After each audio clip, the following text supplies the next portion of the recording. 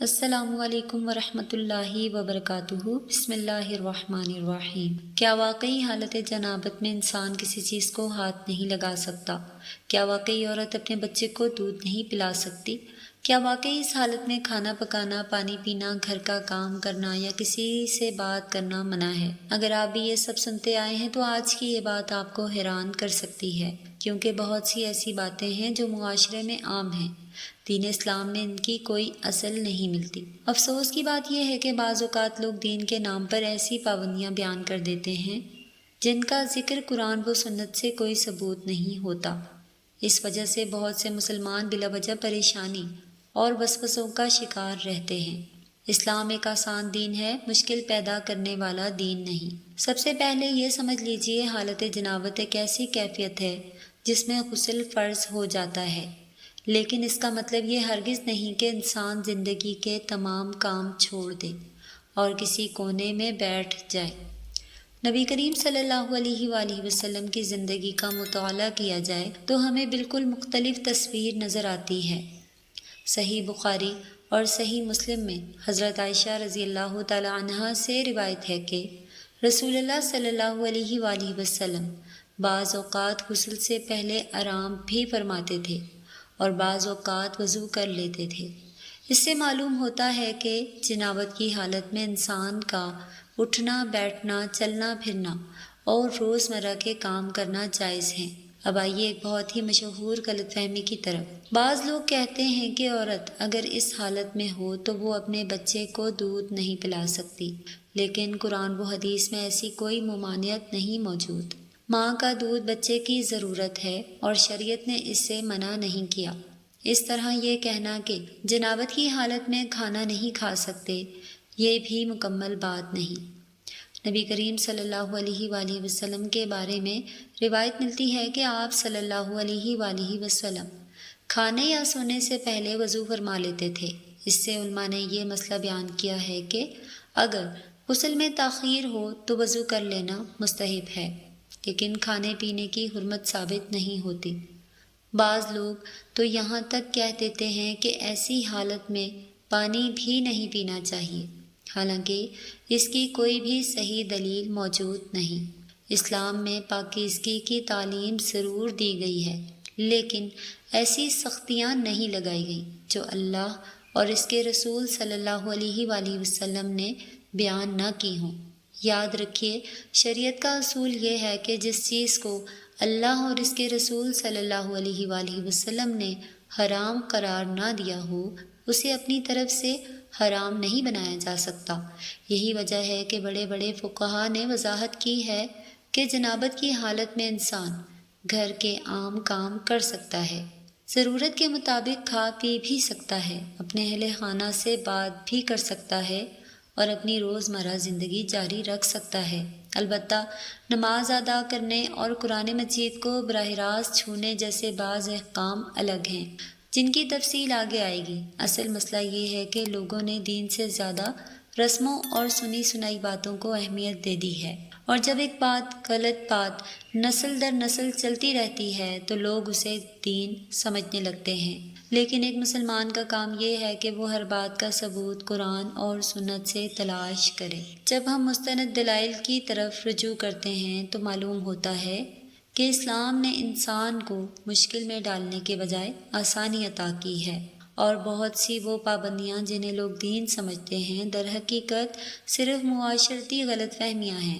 بعض لوگ یہ بھی کہتے ہیں کہ حالت جنابت میں اگر کوئی شخص گھر میں رہے تو فرشتے گھر میں داخل نہیں ہوتے۔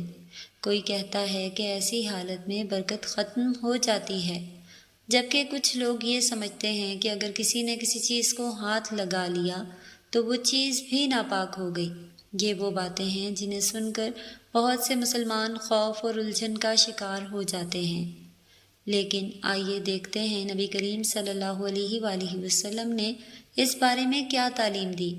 صحیح بخاری میں حضرت ابو ہریرہ رضی اللہ تعالیٰ عنہ سے روایت ہے کہ ایک مرتبہ وہ جنابت کی حالت میں تھے، رسول اللہ صلی اللہ علیہ وآلہ وسلم سے ملے اور پھر الگ ہو کر غسل کیا۔ جب وہ واپس آئے تو نبی کریم صلی اللہ علیہ وآلہ وسلم نے فرمایا کہ مومن ناپاک نہیں ہوتا۔ اس ایک حدیث نے بہت بڑی غلط فہمی دور کر دی۔ اگر مومن بذات خود ناپاک نہیں ہوتا تو پھر اس کے ہاتھ لگانے سے چیزیں کیسے ناپاک ہو جائیں گی؟ یہی وجہ ہے کہ علماء فرماتے ہیں کہ جنابت ایک حکمی حالت ہے جس کے سبب غسل فرض ہوتا ہے، لیکن اس کا مطلب جسم کا ہر حصہ نجس ہو جانا نہیں۔ اسی لیے نبی کریم صلی اللہ علیہ وآلہ وسلم اپنی ازواج مطہرات کے ساتھ معمول کے مطابق گفتگو فرماتے، گھر کے معاملات انجام دیتے اور روزمرہ زندگی جاری رکھتے تھے۔ ایک اور غلط فہمی یہ ہے کہ جنابت کی حالت میں کچن میں جانا منع ہے یا کھانا پکانے سے کھانا بے برکت ہو جاتا ہے۔ اس بات کی بھی کوئی صحیح شرعی دلیل موجود نہیں۔ اگر ایسا ہوتا تو رسول اللہ صلی اللہ علیہ وآلہ وسلم ضرور امت کو اس سے منع فرماتے، لیکن احادیث میں ایسی کوئی ممانعت نہیں ملتی۔ ہاں، پاکیزگی اسلام کا حسن ہے، اسی لیے جلد غسل کر لینا بہتر اور پسندیدہ عمل ہے، لیکن جب تک غسل نہ ہو اس دوران ضروری کام انجام دینا جائز رہتا ہے۔ بعض خواتین خاص طور پر یہ سوال کرتی ہیں کہ کیا وہ اس حالت میں اپنے بچوں کی دیکھ بھال کر سکتی ہیں؟ کیا بچے کو گود میں لے سکتی ہیں یا دودھ پلا سکتی ہیں؟ تو اس کا جواب یہی ہے کہ شریعت میں ایسی کوئی پابندی عائد نہیں کی۔ اگر ایسا حکم ہوتا تو وہ قرآن و حدیث میں واضح طور پر موجود ہوتا، کیونکہ یہ ایک ایسا مسئلہ ہے جس کا تعلق روزمرہ زندگی سے ہے اور لاکھوں خواتین اس سے متعلق ہوتی ہیں۔ اس طرح بعض لوگ کہتے ہیں کہ اس حالت میں کسی بزرگ کا نام نہیں لینا چاہیے، کوئی دینی بات نہیں کرنی چاہیے یا سلام کا جواب دینا نہیں چاہیے۔ یہ تصورات بھی شریعت سے ثابت نہیں۔ مسلمان ہر حال میں سلام کا جواب دے سکتا ہے، اللہ کا ذکر کر سکتا ہے اور دینی گفتگو کر سکتا ہے۔ حضرت عائشہ رضی اللہ تعالی عنہما فرماتی ہیں کہ رسول اللہ صلی اللہ علیہ وآلہ وسلم ہر وقت اللہ تعالیٰ کا ذکر فرمایا کرتے تھے۔ اس روایت سے علماء نے استدلال کیا ہے کہ عام اذکار اور دعائیں جنابت کی حالت میں بھی پڑھی جا سکتی ہیں، البتہ قرآن مجید کی تلاوت کے بعض احکام الگ ہیں جس پر فقہا نے تفصیلی گفتگو کی ہے۔ اس لیے ضروری ہے کہ ہم ہر مسئلے کو اس کے اصل شرعی دائرے میں سمجھیں اور سنی سنائی باتوں کی بنیاد اپنے لیے مشکلات پیدا نہ کریں۔ دین آسانی کا نام ہے اور اسلام نے انسان کی فطری ضروریات کو سامنے رکھ کر احکام نازل کیے ہیں۔ اگر ہر کام کو غسل تک مؤخر کرنا ضروری ہوتا تو زندگی کا نظام ہی متاثر ہو جاتا۔ اسی لیے شریعت نے توازن سکھایا ہے، پاکیزگی کا حکم بھی دیا ہے اور ضرورت کے کاموں کی اجازت بھی دی۔ افسوس یہ ہے کہ بہت سے لوگ اصل دین کو جانے بغیر ایسی باتیں پھیلا دیتے ہیں جن کی کوئی مضبوط دلیل موجود نہیں ہوتی اور پھر وہی باتیں حقیقت سمجھ لی جاتی ہیں۔ ایک سچے مسلمان کی پہچان یہ ہے کہ وہ ہر بات کو قرآن و حدیث اور معتبر علماء کی تشریحات کی روشنی میں پرکھتا ہے، نہ کہ صرف لوگوں کی باتوں پر یقین کر لیتا ہے۔ اب سوال یہ پیدا ہوتا ہے کہ اگر اتنے سارے کام جائز ہیں تو پھر آخر وہ کون سے کام ہیں جن کے لیے غسل ضروری ہے؟ یہی وہ مقام ہے جہاں بہت سے لوگ یا ضرورت سے زیادہ سختی اختیار کر لیتے ہیں یا پھر لاپرواہی کا شکار ہو جاتے ہیں۔ اسلام دونوں چیزوں سے بچنے کی تعلیم دیتا ہے۔ سب سے پہلے یہ بات سمجھ لیجئے کہ نماز ایک ایسا عمل ہے جس کے لیے طہارت شرط ہے۔ قرآن مجید میں اللہ تعالیٰ فرماتا ہے کہ اگر تم جنابت کی حالت میں ہو تو غسل کرو۔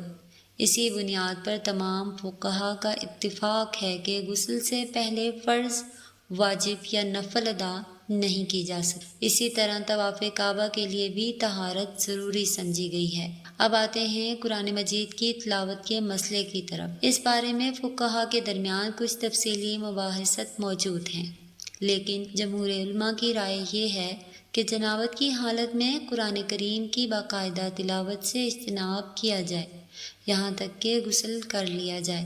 البتہ عام دعائیں، اذکار، استغفار، درود شریف، سبحان اللہ، الحمدللہ، اللہ اکبر اور لا الہ الا اللہ جیسے کلمات پڑھنے کی اجازت موجود ہے۔ یہی وجہ ہے کہ بعض لوگ غلطی سے یہ سمجھ لیتے ہیں کہ جنابت کی حالت میں بھی منع ہے، حالانکہ یہ تصور درست نہیں۔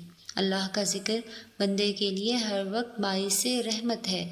ایک اور غلط فہمی یہ ہے کہ اگر کسی کو رات کے وقت غسل کی ضرورت ہو جائے تو اسے فوراً اسی وقت غسل کرنا لازمی ہے، ورنہ گناہ ہوگا۔ حقیقت یہ ہے کہ اگر نماز کا وقت نہیں آیا اور کوئی شخص سونا چاہتا ہے تو وہ سو سکتا ہے۔ البتہ احادیث میں آتا ہے کہ نبی کریم صلی اللہ علیہ وآلہ وسلم ایسی صورت میں وضو فرما لیتے تھے، اسی لیے وضو کر کے سونا بہتر اور سنت کے زیادہ قریب عمل سمجھا جاتا ہے۔ صحیح بخاری اور صحیح مسلم میں اس حوالے سے متعدد روایت موجود ہیں۔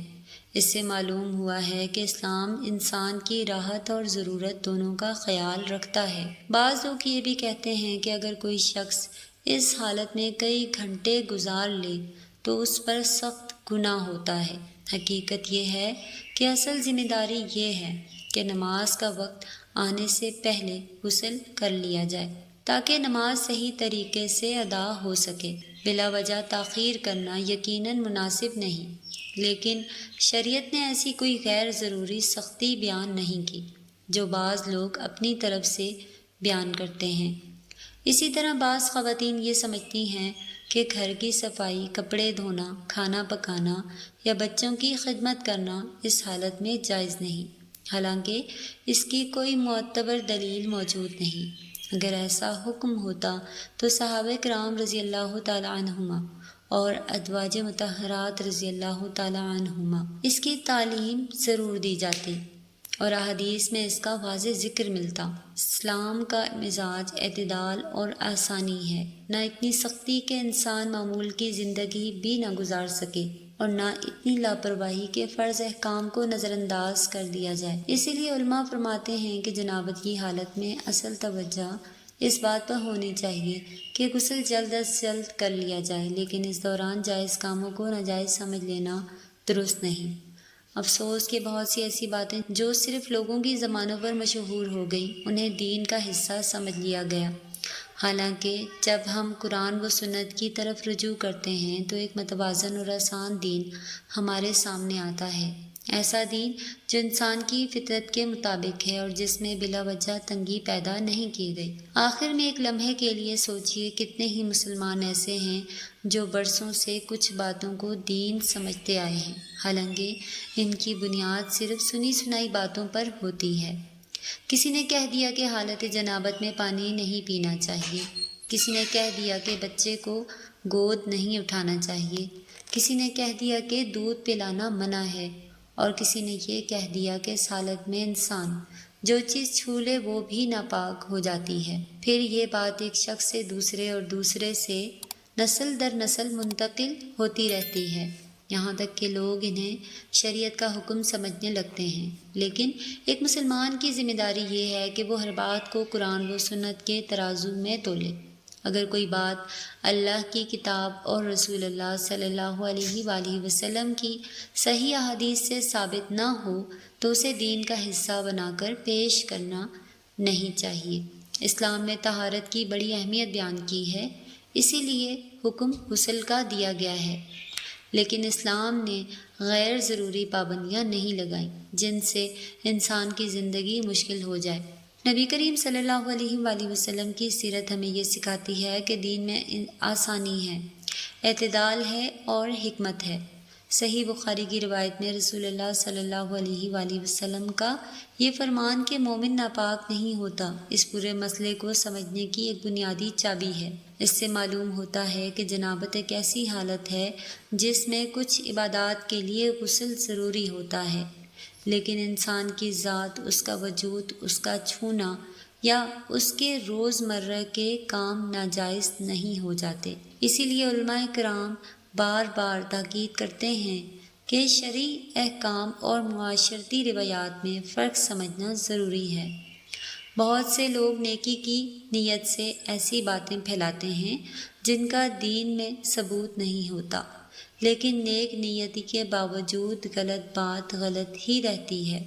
اسی لیے ہمیں چاہیے کہ علم حاصل کریں، معتبر علماء سے رہنمائی لیں اور ہر مسئلے میں قرآن و سنت کو بنیاد بنائیں۔ اگر ہمیں کوئی نئی بات سننے کو ملے تو فوراً اسے آگے پھیلانے کے بجائے تحقیق کریں کہ آیا اس کی کوئی شرعی دلیل بھی موجود ہے یا نہیں۔ یہی طرز عمل صحابہ کرام کا تھا، یہی ایک سچے مسلمان کا طریقہ ہونا چاہیے۔ یاد رکھیے، اسلام انسان کو وسوسوں، بیجا خوف اور خود ساختہ پابندیوں میں مبتلا نہیں کرنا چاہتا، بلکہ اسے اللہ تعالیٰ کے قریب کرنا چاہتا ہے۔ لہٰذا اگر آپ بھی آج تک ان غلط فہمیوں کا شکار رہے ہیں تو پریشان ہونے کی ضرورت نہیں، بس صحیح علم حاصل کیجیے اور دین کو اس طرح سمجھیے جس طرح اللہ تعالیٰ اور اس کے رسول نے ہمیں سکھایا ہے۔ اللہ تعالیٰ ہمیں صحیح دین سمجھنے، اس پر عمل کرنے اور دوسروں تک حق بات پہنچانے کی توفیق عطا فرمائے، آمین۔ اگر یہ معلومات مفید لگیں تو اپنے لیے بھی نافع علم کی دعا کریں اور دوسروں تک بھی صحیح بات پہنچانے کی کوشش کریں، کیونکہ غلط فہمی دور کرنا بعض اوقات ایک بڑی نیکی بن جاتا ہے۔ کمنٹ باکس میں ایک بار صلی اللہ علیہ وآلہ وسلم ضرور ٹائپ کریں، اور اگر آپ کو ہماری ویڈیوز سے ذرا بھی افاقہ ہوتا ہے تو ہماری ویڈیوز کو لائک کریں، اور اس طرح کی مزید ویڈیوز کو دیکھنے کے لیے ہمارے چینل روحانیت کا سفر کو ضرور سبسکرائب کریں۔ شکریہ۔ اللہ حافظ۔